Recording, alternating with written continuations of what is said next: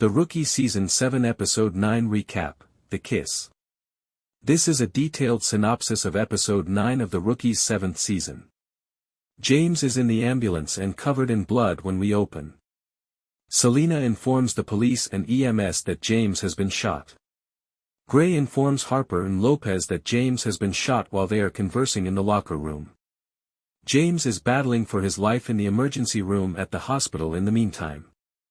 The bullets from the several gunshot wounds he sustained are still embedded in his body. As Celina informs Lopez, Bradford, and Chen that the gunshot wound is severe, Harper rushes to James' side. Nolan is remorseful and reluctant to admit that he witnessed the two of them sharing a kiss, while Nyla is attempting to piece together Kylie's story and the fact that she has also been shot. Harper tells him that James' wounds appear severe and that she hasn't seen anyone recover from those kinds of injuries in her time with him.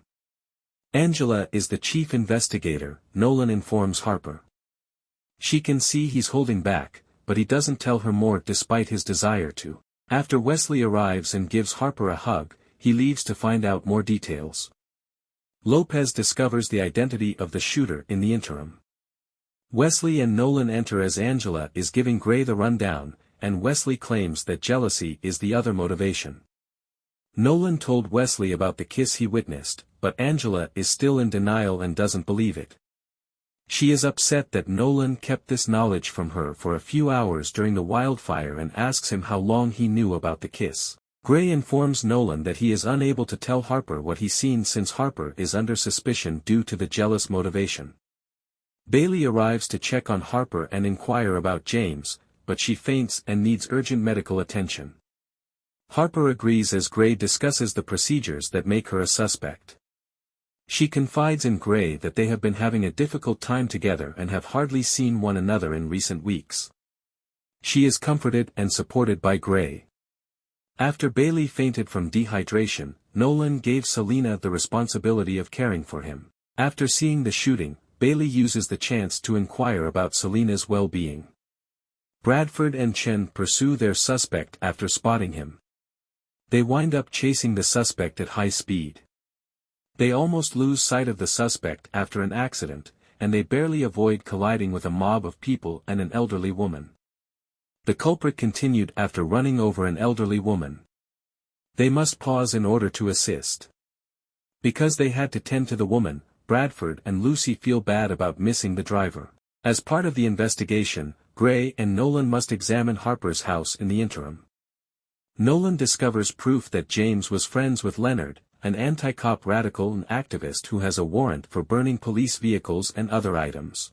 Harper's situation is more complicated because she hosted the man at her house. They inform Angela, but she is unhappy because she is unable to inform Harper. Because Harper arrested Connor at one time, they are attempting to create the impression that they are somehow related. Gray confronts his boss, who discusses how all of this may damage the department. Bailey notices that the two men have acid burns and smoke injuries while chatting with other hospital patients. She cautions that they might be involved in a drug operation or something. Celina is thrilled that she might go off rookie probation and have her first major bust. After showing Harper the picture of James with Leonard, the department head goes to talk to Harper and shares her fears about James's relationship with this criminal and any secrets he may have kept from her.